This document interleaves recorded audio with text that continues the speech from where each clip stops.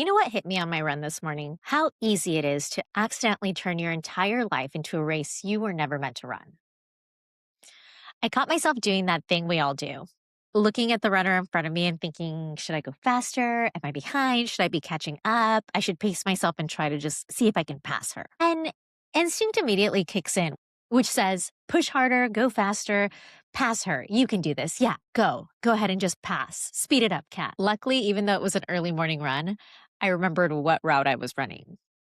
And I remembered that there was actually a huge stair section ahead. Plus, I knew that there was a brutal uphill climb waiting for me on my way home. What's funny is when I took the turn to go up to the stairs, I noticed that the runner in front of me that I was comparing myself to went in a completely different direction and actually continued on a flat route. As most people do, they go on their different routes, different directions. She was running an entirely different race that had nothing to do with me. And it made me start thinking about how careers are exactly the same, especially in our industry. I think one of the biggest lies social media sold people is the idea that success is one size fits all.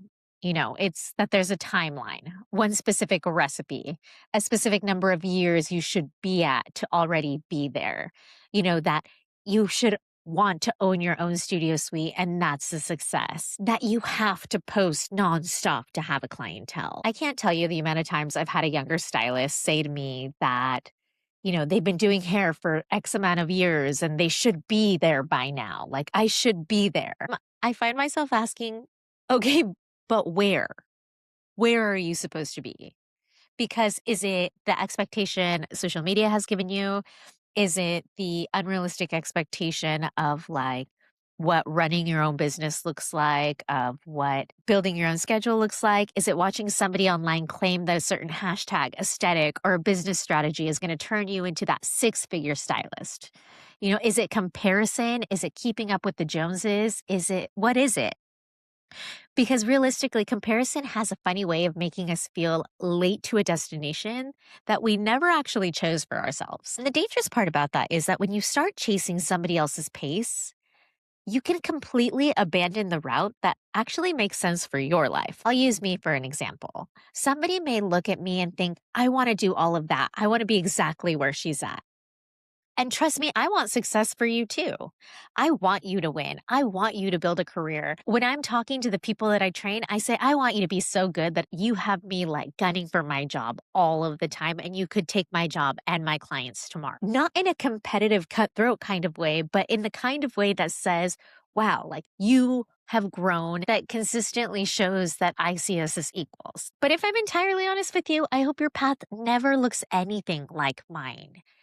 I was a single mom at 21, fresh into a minimum wage apprenticeship, moving into a brand new city.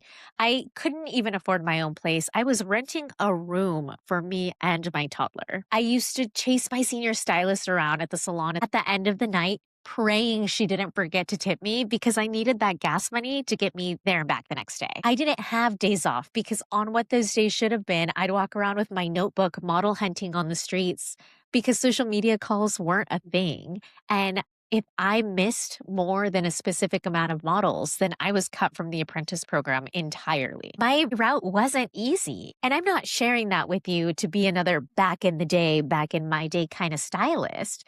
I'm sharing it with you because you can't compare yourself to somebody when you have no idea what their climb looked like. We love the trophies. We love the victories. We love the idea of overnight success, but overnight success takes 10 or plus years to actually show.